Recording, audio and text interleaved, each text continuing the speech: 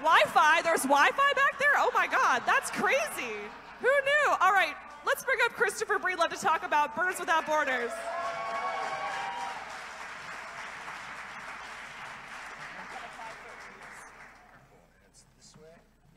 Hey everybody, nice to see you today. I'm going to talk kind of quick because I'm going to try and cover a few things really quickly, but one of the things I wanted to talk about is theme camps in the world and how theme camps are being ambassadors of culture. So real quick, I am the program manager for Birds Without Borders, and Birds Without Borders is a grassroots, volunteer-driven community leadership program whose goal is to unlock the creativity of local communities to solve problems that bring about meaningful change. It's a lot of words. But, you know, we've been in 129 projects in over 29 countries across the world, and sometimes theme camps are really leading that charge. We also happen to be a theme camp. We're around 3:30 in Esplanade, but, you know, that's another story. So, the evolution of theme camps from my personal perspective. What are theme camps? Theme camps are ambassadors of culture. They're communities of resiliency. If there's a community in the Burning Man sphere that has the ability to rebuild, it's really theme camps. You guys have volunteers all over. You have infrastructure. You know how to work together. You guys are owners of infrastructure. You guys are year-round communities, and you guys are prototyping the future of what Burning Man might look like in the world. So I'm just going to go through a couple real quick examples. Comfort and Joy is a theme camp, which is here today. So Comfort and Joy on Playa has been running a food drive for 10 years, and this is their 4th year of doing a fundraiser that benefits the Paiute Tribal Food Bank. Paiutes, yes, Paiutes. Which is just an interesting way that a theme camp is both activating on Playa to do something out in the world. And there's going to be more information on a talk later today, so you can go and see that. Ideate, who's also here. Ideate has done a couple cool things. They're awesome. So the 3 programs that I know of that they've been doing are around Compost, Carbon, and the Container Program. They've been running a compost program for the past 2 years, and they were able to do over 4,000 pounds of compost from different theme camps this year, which is really amazing. They also have a carbon offset program that your camp can buy into. And so this year, they were able to offset carbon for over 4,000 burners and make it a more zero-sum game in sustainability. The other thing they did, which is kind of interesting, is a bunch of years ago, they took a container and they decided to build a 3D printing studio inside of it.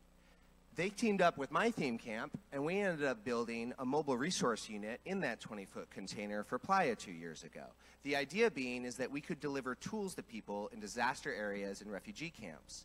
Now, with the 2 hurricanes that happened in this past year, now Texas and Florida are both prototyping their own mobile resource units out in the world.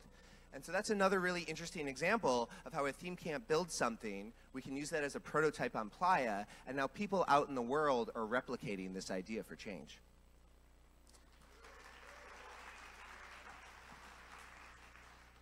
This is a kind of a cool example because this is a camp called Übertown. They don't even go to Burning Man. They're part of nowhere. But Übertown decided to start going to a refugee camp in the jungle in Calais. And so they started building refugee housing with their build crews. You can also see them here building a youth center out there as well. Transformation and Abraxas this year. Amazing people. What did they do after Burning Man? As they were de-dusting themselves, a hurricane hits Florida. And so they decided to take their Playa kitchen and bring it down to Florida. They took their Playa kitchen, brought it down to Florida, set up this entire thing, and then over the next month and a half, they were able to serve 30,000 meals to the local community from their Playa kitchen.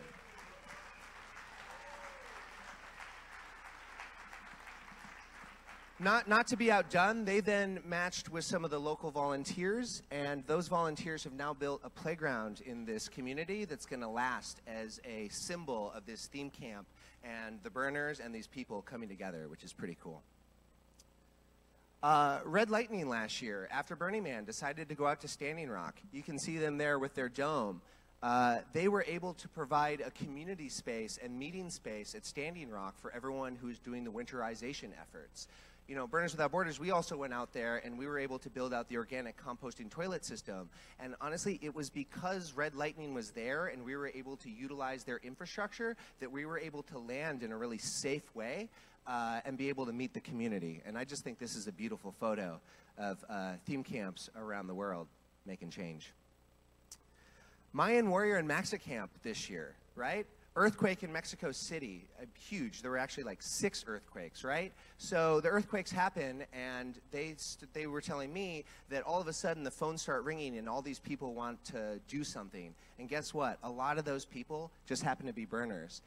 Together, they were able to set up the largest distribution center in Mexico City and distribute over 8,000 tons of supplies. They also, because of figuring out the logistics of all of this and figuring out how hard it was, they started to develop an app. So they've now launched this app 5 days ago, which shows you how to do resource distribution and damage collection across Mexico. Also, as just another little thing, they teamed up with Shift Camp, and they were able to provide housing for up to 24 families that had lost their housing in the Mexican earthquake.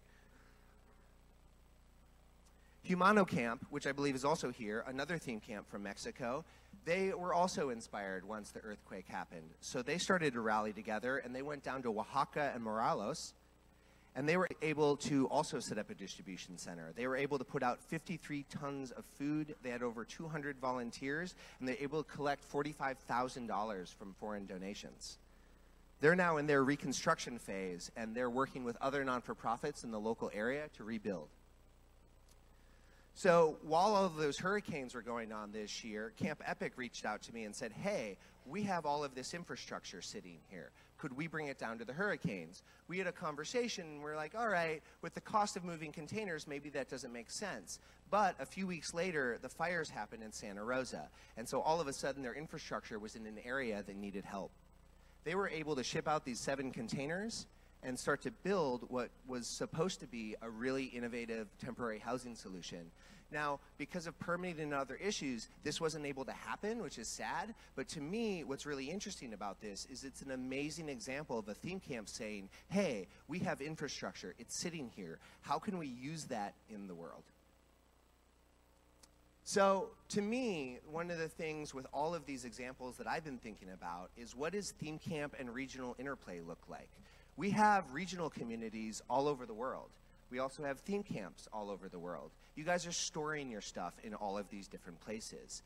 So as I've seen with some of these past examples, how can people with infrastructure and then local communities with volunteers come together to create things in the world? So how can BWB support you? Just so you know, we have an annual grant program that you can take advantage of. Through Burning Man Project, we can also help you get fiscal sponsorship, which allows us to do a Model C fiscal sponsorship with you guys. So if you guys want to be able to raise funds under a 501c3, we can do that at a new 3% rate.